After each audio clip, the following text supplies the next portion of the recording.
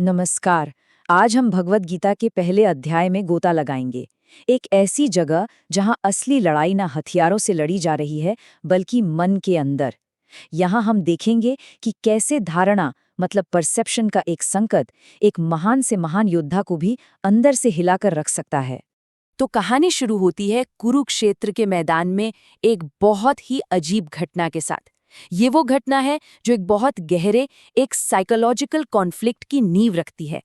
और सवाल यही उठता है कि भाई सिर्फ एक आवाज वो पूरी की पूरी सेना के दिलों को कैसे दहला सकती है, कैसे तोड़ सकती है।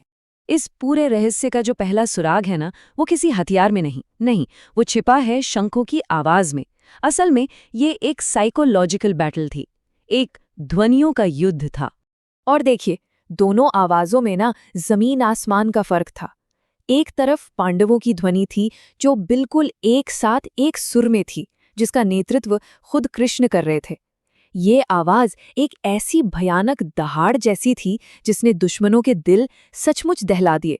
वहीं दूसरी तरफ कौरवों की आवाज थी जो पूरी तरह से बिखरी हुई थी, अनकोऑर्डिनेटेड थी। साफ पता चल रहा था कि उनके आत्मविश्वास में कितनी कमी है। अब सिर्फ आवाज ही नहीं, एक और बड़ी दिलचस्प बात है, युद्ध का नतीजा। वो तो जो मुख्य किरदार हैं उनके नामों में ही छिपा हुआ है। ये नाम सिर्फ पहचान के लिए नहीं थे, बल्कि ये भविष्य की तरफ इशारा कर रहे थे, संकेत दे रहे थे। जैसे कि कृष्ण को माधव कहा गया है। अब माधव का मतलब क्या है? भाग्य की देवी के पति। सोचिए, ये कितना सूक्ष्म, कितना सटल, लेकिन कितना पावरफुल मैसेज है। सीधा सीधा मतलब ये था कि भाग्य, किस्मत वो पांडवों के साथ है, कौरवों के नहीं। और सिर्फ माधव ही नहीं, कृष्ण को ऋषिकेश भी कहा गया है। इसका मतलब है इंद्रियों का स्वामी, द मास्टर ऑफ सेंसेस। तो इसका मतलब क्या हुआ? इसका मतलब ये हुआ कि कृष्ण ही अर्जुन की इंद्रियों को सफलता की तरफ गाइड कर रहे थे और दुश्मनों की इंद्रियों को भ्रम की तरफ। यानी हर एक तीर भी कृष्ण के ही कंट्रोल में था। और फिर आते हैं अर्जुन। अर्जुन को कहा गया धनंजय। इसका मतलब है महान धन को जीतने वाला। ये नाम एक तरह से भविष्यवाणी ही थी, एक रिमाइंडर था कि अर्जुन अपने भाइयों के लिए राज्य का धन जीतने के लिए ही बना है। मतलब उसकी जीत तो पहले से ही तय थी। तो ये जो पांडवों का आत्मविश्वास था, ये कोई घमंड या एरोगेंस नहीं था। ये एक बहुत गहरी, एक स्पिरिचुअल स्ट्रेंथ से आ रहा था।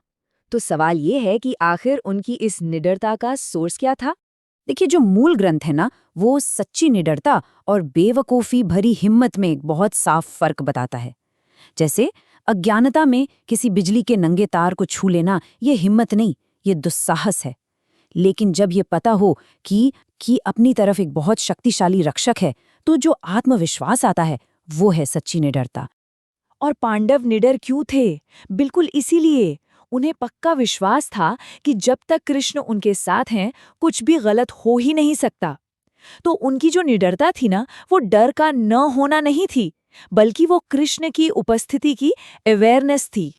और ठीक उसी पल, जब ऐसा लग रहा था कि पांडवों की जीत बिल्कुल पक्की है, उनके सबसे बड़े हीरो अर्जुन एक ऐसी रिक्वेस्ट करते हैं जो एक बहुत ही गहरी और बिल्कुल अनएक्सपेक्टेड कमजोरी को सामने ले आती है। होता क्या है कि युद्ध शुरू होने से ठीक पहले अर्जुन कृष्ण से कहते हैं कि वो अपना रथ दोनों सेनाओं के बीच में ले चले। इरादा बड़ा सीधा सा था। वो बस ये देखना चाहते थे कि दुष्ट दुर्योधन को खुश करने के लिए कौन कौन लड़ने आया है। लेकिन जब कृष्ण रथ को बीच में ले जाते हैं ना, तो वहां जो अर्जुन देखते हैं वो हैरान कर देने वाला है। उन्हें वहां कोई दुश्मन, कोई खलनायक नहीं दिखते। उन्हें दिखते हैं अपने ही लोग, अपने पिता, दादा, गुरु, मामा, बेटे और दोस्त।